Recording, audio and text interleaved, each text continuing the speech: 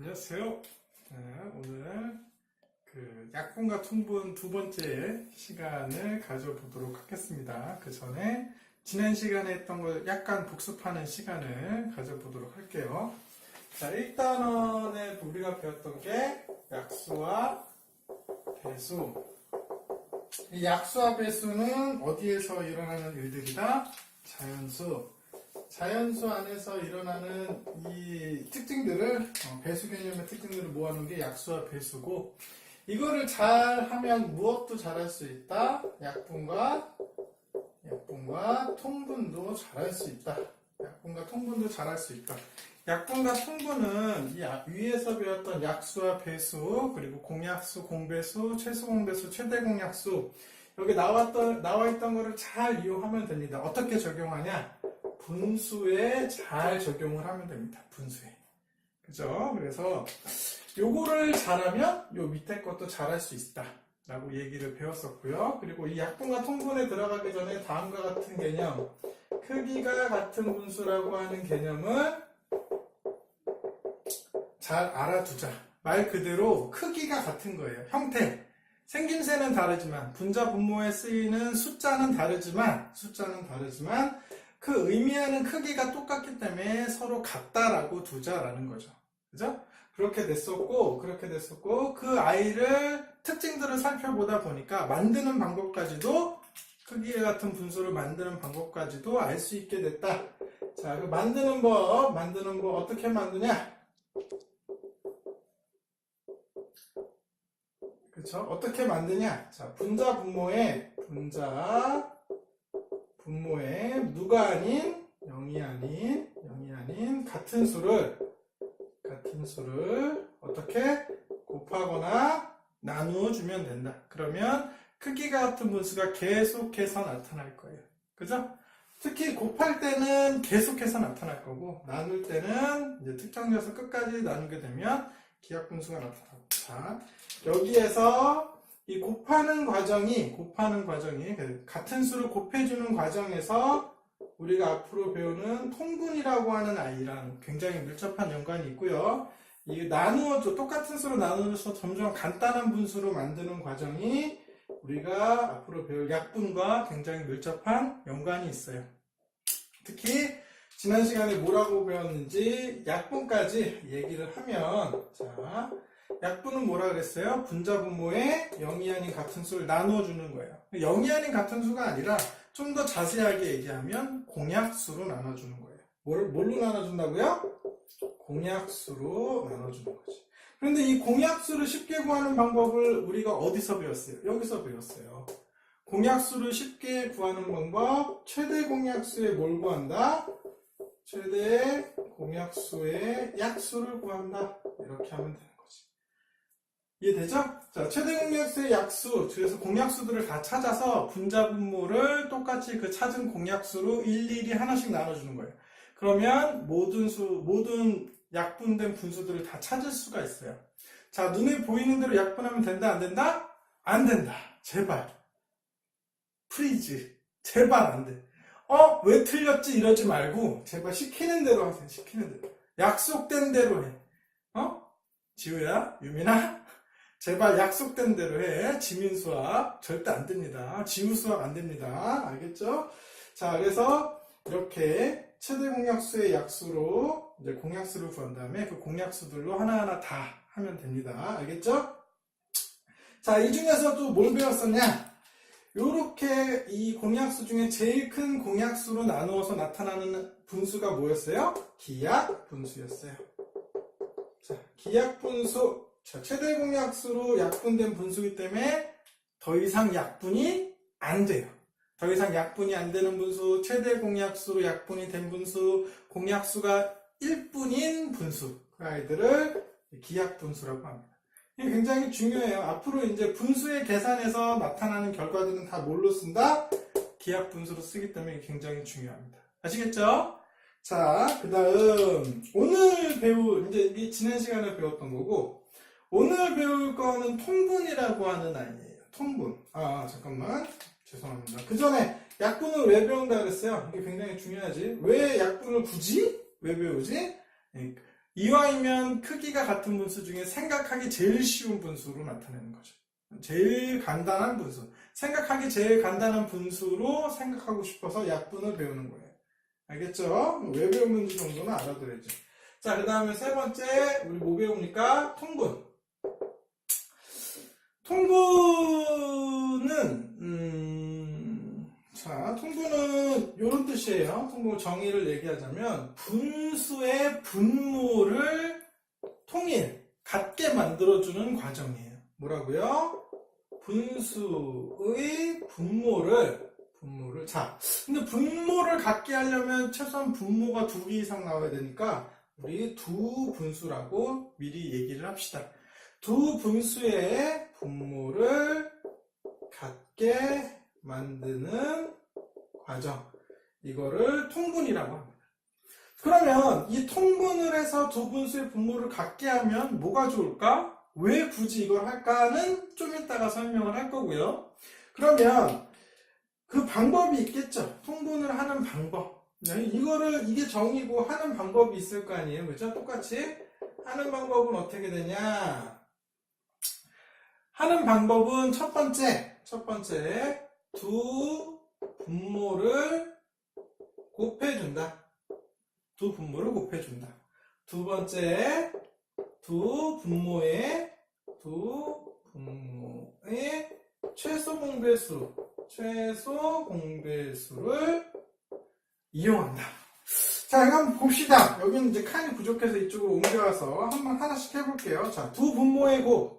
예를 들어 볼게요. 두 분모의 곱. 자, 여기 8분의 5가 있고, 이쪽에는 7분의 3이 있어요. 이렇게 있다 그러면 두 분수의 분모는 8하고 7이고요. 각각의 크기가 같은 분수를 일일이 구한 다음에 분모가 같은 아이를 찾으면 되는데, 그거는 좀 너무 무식한 방법이고, 어떻게 하냐? 두 분모에 곱을 해줍니다. 자, 8하고 7하고 곱한 56이 되는 거죠. 8, 7에 56 이렇게. 그 다음에 어떻게 하냐? 크기가 같은 분수 그대로 떠올리시면 돼요. 자, 분모가 8인데 56이 됐다. 즉 분모에 앞에 있는 이 8분의 5라고 하는 분수에 분모에는 얼마 곱한 거예요? 7을 곱한 거예요. 그죠? 곱하기 7을 했으니까 당연히 분자에도 7을 해줘야만 크기가 같아집니다. 그냥 무턱대고 여기다 5라고 그냥 써버리면 틀려요. 알겠죠? 크기가 바뀌어버리죠. 엄연히 56분의 5와 8분의 5는 크기가 다릅니다. 그죠? 그래서 5, 7에 35를 이렇게 써주면 돼요. 두 번째 분수도 마찬가지입니다. 곱하기 8 해줬던 것만큼 분자에도 곱하기 8을 해줘야 돼요. 그래서 24로 만들어주죠. 이렇게. 되게 간단합니다. 두 분모의 곱을 봤을 때 활용하는 방법은 되게 많아요.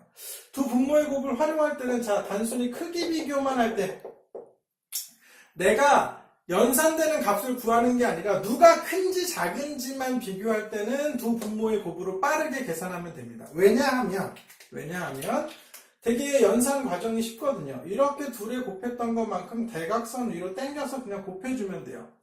그래서 크기 비교할 때는 굳이 밑에 있는 이 공통분모도 구할 필요가 사실 없어요. 왜? 분자만 보면 크기가. 공통분모를 구하면 당연히 분모는 같아질 거고, 분모가 같을 때는 분자의 크기만 바라봤을 때 크기 비교가 끝나거든요. 그죠? 그렇기 때문에 이렇게 땡겨와서 곱하는 걸로 그냥 끝나거든. 그죠? 그래서 크기 비교할 때는 두 분모의 곱으로 간단하게 해버리는 게 굉장히 편합니다. 아시겠죠? 자, 크기 비교할 때는 이렇게 됩니다. 그리고 두 번째. 자, 두 분모를 봤을 때 공배수가 따로 안 나타나. 최소 공배수 자체가 두 분모의 곱인 경우예요. 자, 이런 경우. 자, 두 분모의 곱이 그냥 그대로 최소 공배수가 되는 경우예요. 다른 공배수가 없어.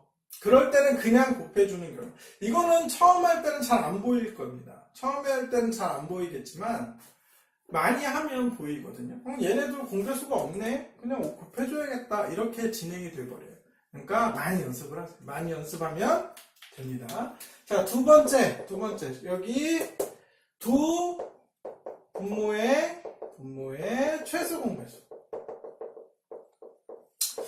두 분모의 최소 공배수로 진행을 한다라고 하면, 자, 여기 8분의 7이 있고요. 여기 12분의 11이 있어요.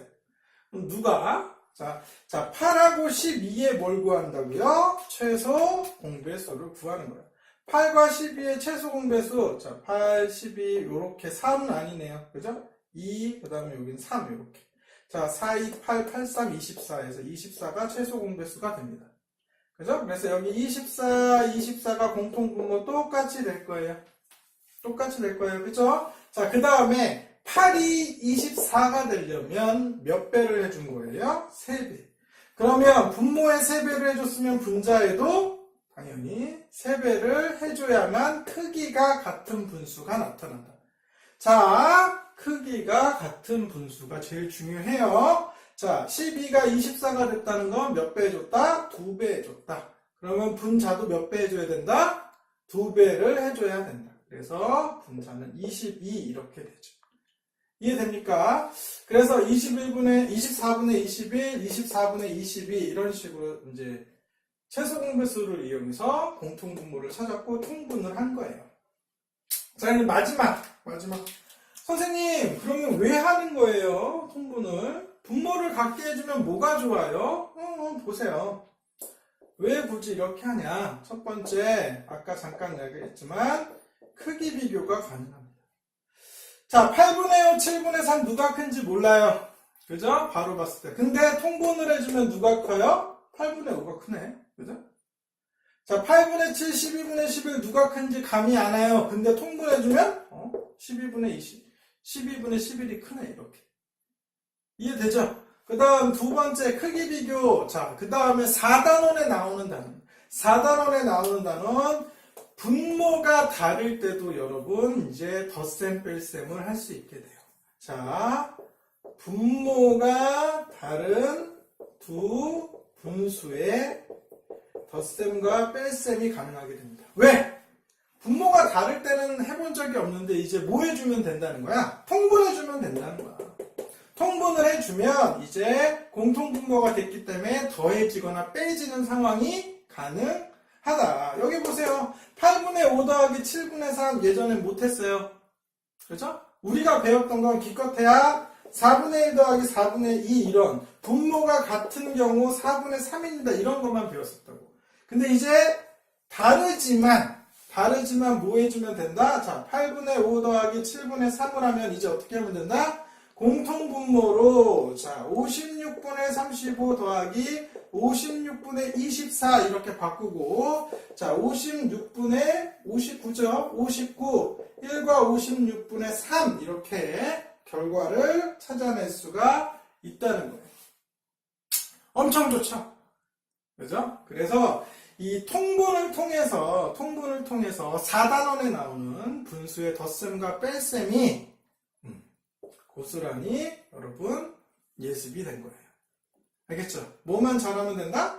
통분만 잘하면 된다.